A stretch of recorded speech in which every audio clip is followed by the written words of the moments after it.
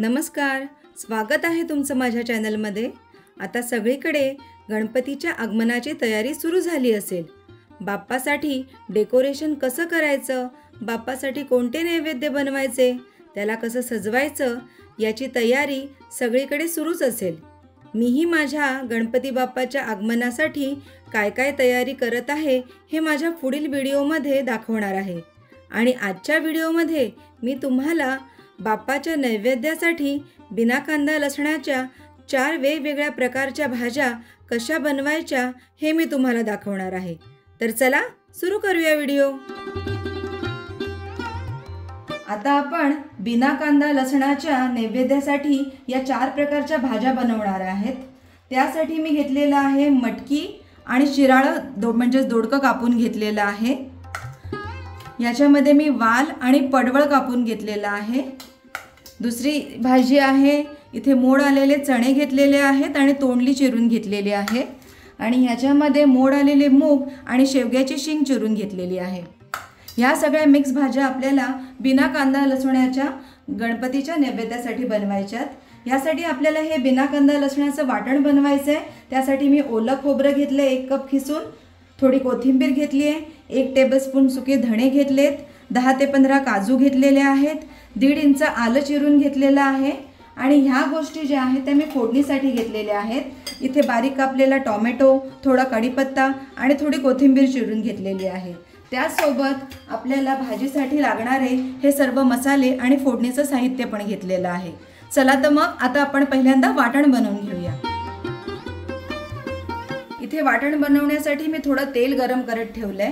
तेल गरम झालेलं आहे। यात मी हे आलं कापून घेतलंय ते घालते। ते थोडं आपण परतून घेऊ। थोडंच परतायचं, जास्त लाल करायचं नाहीये, कारण आपण आता खोबरं घालणार आहोत, त्याच्यासोबत ते परतलं जाणारच आहे। थोडंसं परतून झालं की हा किसलेला ओला नारळ आपण तेलात घालायचा आहे। आता हा नारळ चांगला खरपूस परतून घ्यायचा आहे। याला एक 4 ते 5 मिनिटं लागतील पूर्ण खरपूस व्हायला। याच्यामध्ये आता आपण धणे घालूया। हे चांगले परतून घेऊया आणि हे काजूही त्याच्यामध्ये आपण घालून घेऊया। हेही छान ह्याच्यामध्ये परतून घेऊया। काजू घातल्यामुळे आपल्या भाजीला चांगला क्रीमीनेस येतो आणि चवही त्याची वाढते। आता हे आपलं परतून झालंय। आता ह्याच्यामध्ये आपण ही कोथिंबीर जी घेतली होती ती थोडी मिक्स करून घेऊया आणि तीही छान परतूया। ती थोडीशी परतून झाली की आपण आता गॅस बंद करू। आपलं वाटण जे आहे ते तयार आहे। आता हे मिक्सरमध्ये घालून छान बारीक वाटून घेऊया। हे वाटण मी थोडं पाणी घालून अगदी बारीक वाटून घेतलंय। चला आता भाजी करायला सुरुवात करूया। मी इथे कुकरमध्ये तेल तापत ठेवलेलं आहे। ह्यात मी थोडं फोडणीला हिंग घालते। आपण सर्वप्रथम चणा आणि तोंडलीची भाजी करतोय। थोडी राई घालते आणि थोडं जिरं घालते। 4-5 कढीपत्त्याचे पानं घालायचे, थोडासा टोमॅटो आणि हे छान परतून घ्यायचं।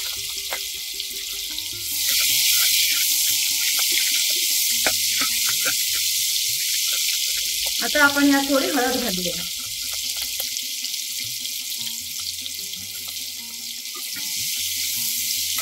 हळद ह्यात मिक्स करून घेतली की ही जी भाजी आहे ही आपल्याला या फोडणीत छान परतायची आहे।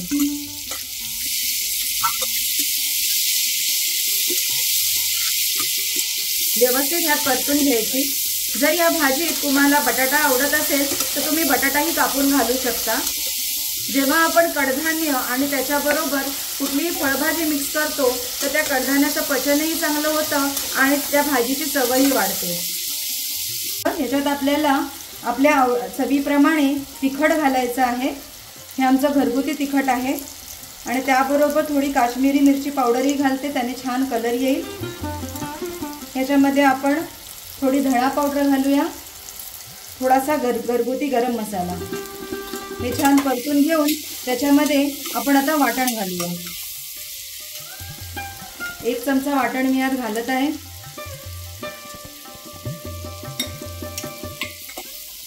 हेही छान परतून घ्यायचं आहे।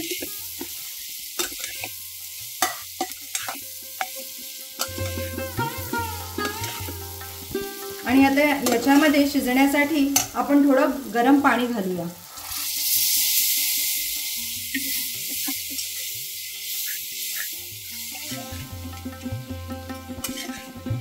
बघा कशी छान ग्रेव्ही तयार झालेली आहे। या चवीप्रमाणे मीठ टाकूया आणि थोडी चिरलेली कोथिंबीर टाकून मिक्स करून घेऊया।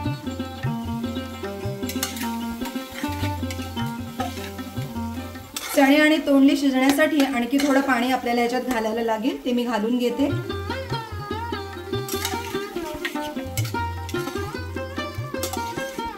आणि आता ना कुकरचं झाकण बंद करून 3 शिट्ट्या आपण करून घेऊया।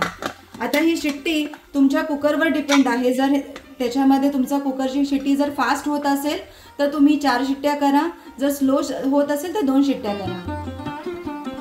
अशा प्रकारे आपला कुकर थंड झालाय, तो आता आपण खोलूया। हे बघा अशी छान आपली टेस्टी भाजी आता तयार आहे। ही आपल्या गणपती बाप्पाला नक्कीच खूप आवडेल। ही आपण सर्विंग बाउलमध्ये आता काढून घेऊया।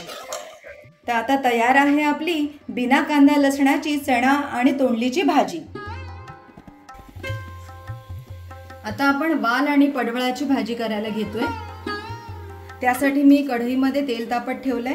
तेल तुम्ही तुमच्या आवडीनुसार कमी जास्त घेऊ शकता। यामध्ये तेल तापल्यावर सर्वात प्रथम आपण हिंग घालायचंय। हिंग घातल्यानंतर त्यामध्ये थोडं जिरं घालायचं आहे, थोडी राई घालायची आहे, थोडा कढीपत्ता घालतोय आपण।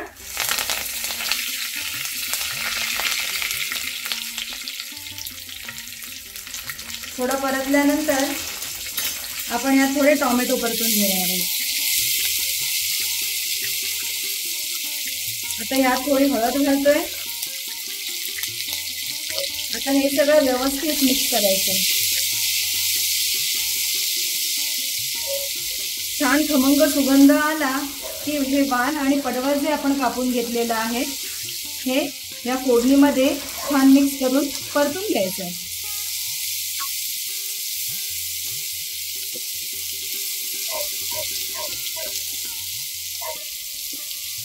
हे परतल्यानंतर अगदी 1 मिनिट आपल्याला हे झाकून ठेवून एक वाफ आणून घ्यायची। गॅस थोडा कमी करायचा आहे आणि एक चांगली वाफ आणायची। आता छान वाफ आलेली आहे। वाल आणि पडवळ छान परतून झालंय। आता ह्याच्यामध्ये आपल्याला मसाले घालायचे। ह्याच्यामध्ये मी 1 चमचा लाल तिखट घालते। तुम्हाला जास्त तिखट आवडत असेल तर तिखट जास्त घाला। हे छान मिक्स करायचं आहे। त्याच्यासोबत थोडी काश्मीरी मिरचीही घालते, त्याने कलर छान येईल। याच्यामध्ये थोडीशी मी जिरा पावडर, थोडीशी धणा पावडर, थोडा घरगुती गरम मसाला हे घालून परतून घेते।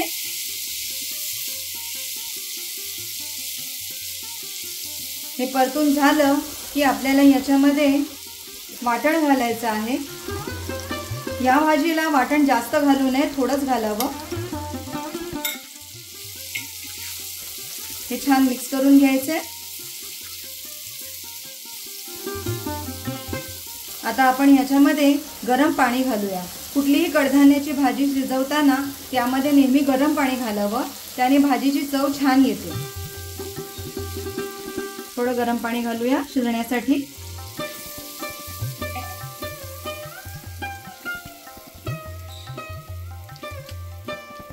आता आपण ह्याच्यामध्ये थोडी कोथिंबीर घालूया।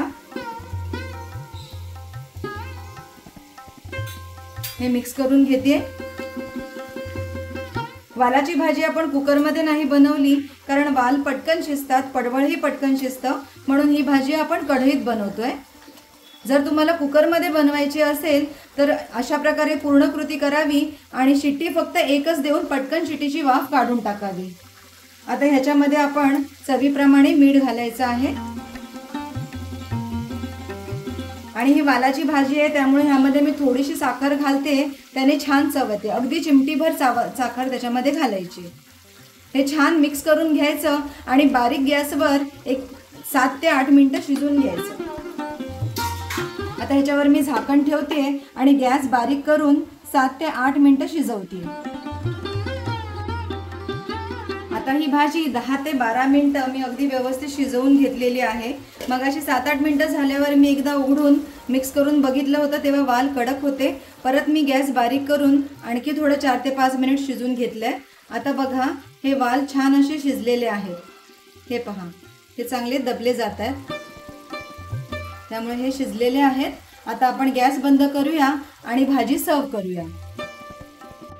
अशा प्रकारे आपली ही अशी चमचमीत टेस्टी वाल पडवळाची बिना कांदा लसणाची भाजी तयार आहे. आता आपण मटकी आणि दोडक्याची भाजी बनवतोय. त्यासाठी मी कुकरमध्ये थोडं तेल तापत ठेवलंय. तेल तापल्यावर याच्यामध्ये आपण थोडं हिंग घालूया. नंतर फोडणीमध्ये आपण थोडीशी राई घालूया, थोडंसं जिरं घालूया, थोडी कढीपत्त्याची पानं आपण ह्याच्यामध्ये घालूया आणि ह्याच्यामध्ये थोडा टोमॅटो घालूया. थोडी हळद घालतोय आपण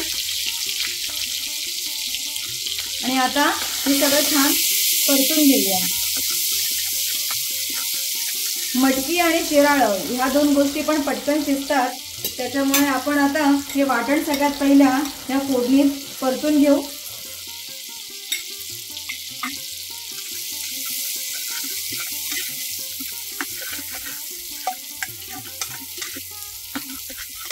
असं हे वाटण आपल्याला तेलात व्यवस्थित परतून घ्यायचंय. वाटण परतून झालं की आपण याच्यामध्ये आता सगळे मसाले घालून घेऊया.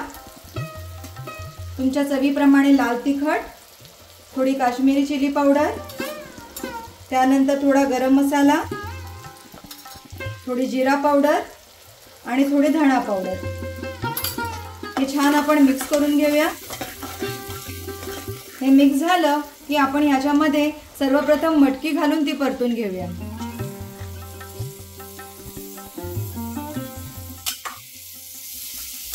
ही मटकी अशी मसाल्यात छान परतली की त्या मटकीला छान स्वाद येतो. हे छान परतूया आणि आता आपण ह्याच्यामध्ये हे जी दोडकी म्हणजे शिराळी जी कापून ठेवली आहेत ती आपण ऍड करूया. सोबतच मी थोडी बटाटा कापून घेतलेला आहे, त्या बटाट्याच्या फोडी घालत आहे. मगाशी मी साहित्यात दाखवल्या नव्हत्या, पण या मटकीच्या भाजीमध्ये बटाटा खूप छान लागतो. हे व्यवस्थित परतूया. छान हे परतून झालेलं आहे. आता आपण ह्याच्यामध्ये थोडं गरम पाणी घालूया.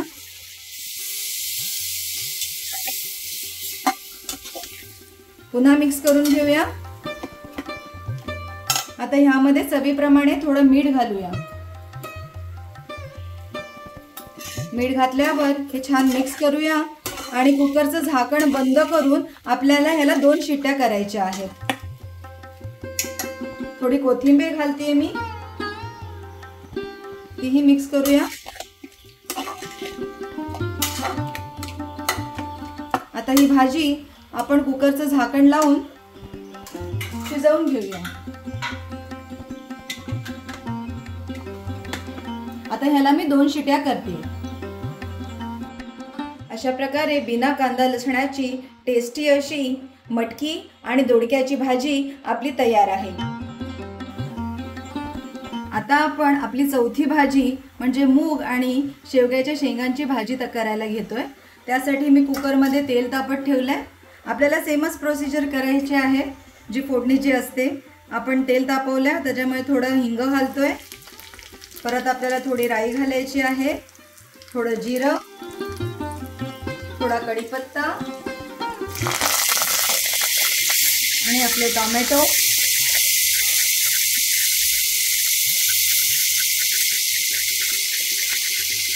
थोडी हळद घालायची आणि हे सर्व परतून घ्यायचे।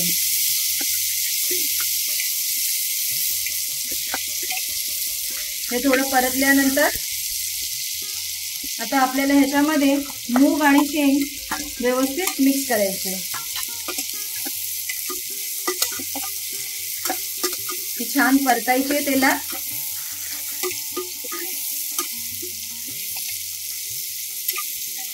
आता आपल्याला सगळे मसाले घालायचे। सर्व भाज्यांची प्रोसिजर ही आपली सेमच आहे। ही आपली बिना कांदा लसणाच्या भाज्या आहेत।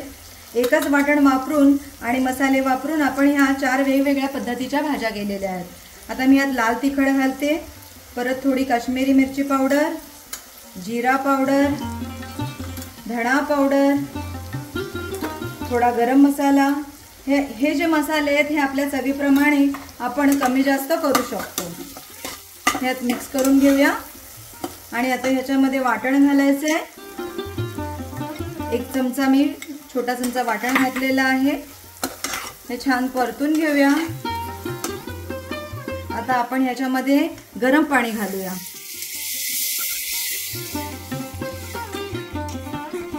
छान मिक्स करूया। आता ह्याच्यामध्ये थोडी कोथिंबीर घालूया, थोडं चवीप्रमाणे मीठ घालूया आणि परत आता आपण ह्याला झाकण, कुकरचं झाकण बंद करून ह्याला 2 शिट्ट्या देऊन शिजवून घेऊया। आपली बिन कांदा लसणाची मूग आणि शेवग्याच्या शेंगेची भाजी तयार आहे।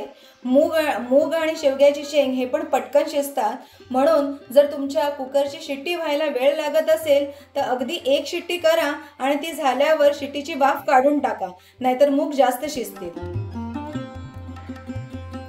अशा प्रकारे बिन कांदा लसणाच्या 4 प्रकारच्या भाज्या आपल्या तयार आहेत। हे ओला नारळ आणि काजूचं वाटण घातल्यामुळे या खूप टेस्टी बनतात। तुम्ही बाप्पाच्या नैवेद्यासाठी नक्की या 4 प्रकारच्या भाज्या ट्राय करा आणि याची चव तुम्हाला कशी वाटली हे कमेंटद्वारे मला नक्की कळवा। पुन्हा भेटूया नवीन व्हिडिओमध्ये, तोपर्यंत धन्यवाद।